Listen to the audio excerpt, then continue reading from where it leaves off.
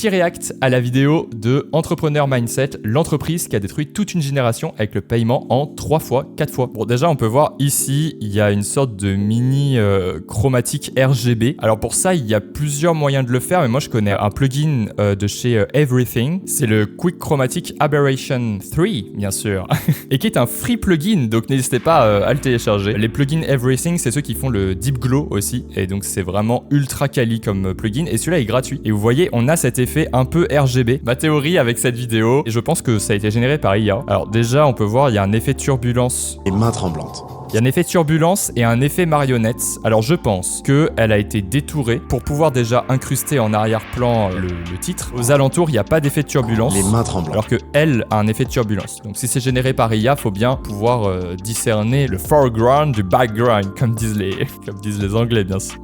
L'effet surlignage, on peut voir, il est rajouté. On sent qu'il n'est pas dans la vidéo. Alors c'est vraiment du détail, mais je pense qu'on regarde frame par frame. Le tracking n'est pas extrêmement précis. On sent que c'est pas exactement. Les mains tremblantes. 6300 Vous voyez, il y a une sorte de... $. Vous voyez là, ça a décalé un tout petit peu. Ça décale un tout petit peu. Alors c'est très léger, hein, mais c'est fait avec l'effet CC Page Turn, il me semble, sur After Effects. Et ça permet de prendre un coin et de pouvoir le déplacer. Et en déplaçant son centre, ça crée cet effet de page. Et du coup, on peut faire des transitions, on peut pousser le truc un peu long. Et là, ça fonctionne très bien. Bon, on peut voir que le détourage n'est pas le plus précis. Là, c'est très linéaire comme le mouvement. Il aura sa réponse et elle... Et au lieu qu'on soit sur une sorte de smooth, un peu mouvement, en mode on rentre comme ça et ensuite on va dans le zoom, on est sur un truc qui fait tac et tac. On sent qu'il y a un arrêt, là ça monte, on s'arrête et là ça va machin. On aurait pu faire un truc un peu plus smooth où on aurait pu lisser. Là on aurait pu rajouter un peu d'interlignage. C'est un peu serré entre les différentes lignes. Un peu plus d'espacement, on aurait pu être un peu plus aéré, ça aurait pu être cool. Bon, c'est de l'IA, hein, j'ai quand même la validation. Mais là on peut voir dans les yeux que c'est bien de l'IA, je pense. Une fois n'est pas coutume, une leçon business mindset en fin de vidéo.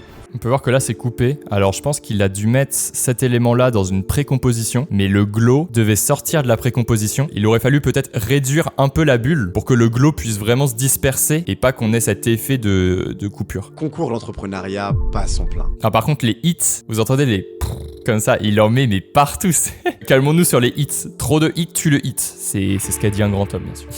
Niklas Alderberf, 23 ans. Ça fait un effet un peu saccadé. Cet effet saccadé, c'est ce qu'on appelle un effet posterized time, il me semble, sur postérisation temporelle, sur After Effects, et qui permet de baisser les frames. Si on met l'effet postérisation temporelle sur un calque, et ben ça va baisser la fréquence d'image de ce calque, et donc on va obtenir cet effet saccadé, puisqu'il va y avoir moins d'images. Et donc c'est très tendance, notamment dans le motion design, parce que si on met du flou de mouvement avec cet effet un peu saccadé, par exemple pour de l'effet un peu texture paper et tout, bah ça rajoute justement de la texture, le fait que ça soit un peu saccadé comme ça, on voit bien le flow de mouvement et tout. Et là, c'est très bien utilisé. Moi, j'adore cet effet postérisation temporelle. Klarna Hall explose. Ado et jeunes les hits, par contre, il en abuse. Hein. Moi, je trouve ça trop abusé là.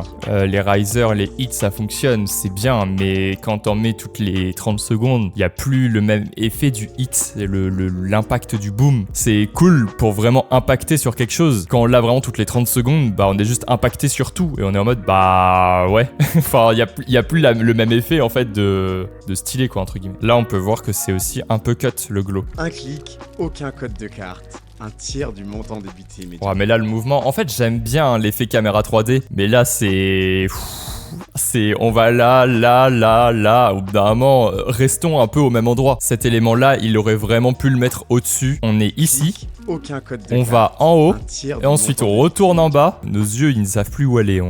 Alors que là, il aurait pu faire aucun code de carte et juste afficher à côté ou afficher par-dessus, mais rester dans le même endroit, quoi. Parce que à force de trop bouger, ouais, c'est compliqué à suivre, quoi. Ouais, petit effet wiggle sur les petits éléments qui bougent un peu tout seul. Il est abusé l'effet wiggle.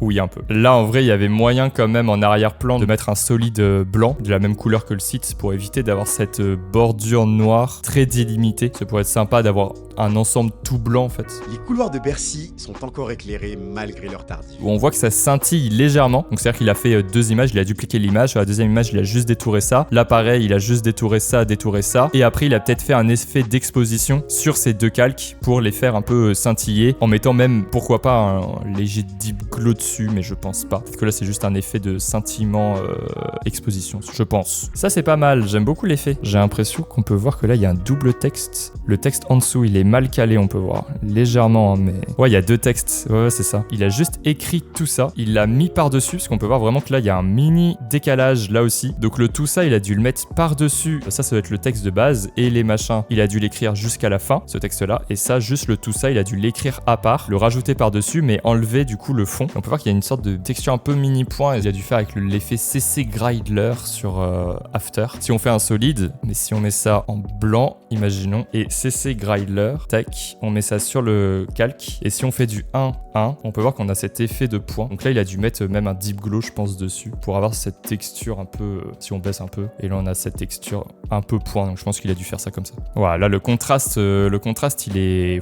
C'est bien de mettre du glow, mais là, il aurait pu baisser un peu l'exposition du glow parce qu'il est... Waouh, il fait mal aux yeux. Je sais pas pourquoi il l'a mis centré parce que vraiment, on est sur un 1 avec une barre là. Vraiment, bah moi, j'aurais justifié à gauche, quoi. Ah, l'interlignage, il est quand même compliqué là. Tout est ultra serré. Aéron de texte. Bizarre le... Eddie, les flux d'argent et On va aller ici et ensuite on va revenir là-bas. ce n'est pas seulement une question de survie. On fait un comme ça. Vraiment, le point clé, il va vers le bas et ensuite il remonte vers le haut. Et ben vraiment incroyable la vidéo. Utilisation de l'IA justifiée puisqu'on a vraiment de l'IA sur toute la vidéo et pas juste quelques passages. Donc en vrai c'est assumé de fou et c'est bien fait. Moi je suis pas contre cette utilisation là. Même si c'est de l'IA qui est générée, il y a quand même énormément de boulot de tracking, de caméra 3D, de flou, des flous, de mouvements, d'immersion, etc. Franchement j'ai eu pas grand chose à dire. C'est très très cool.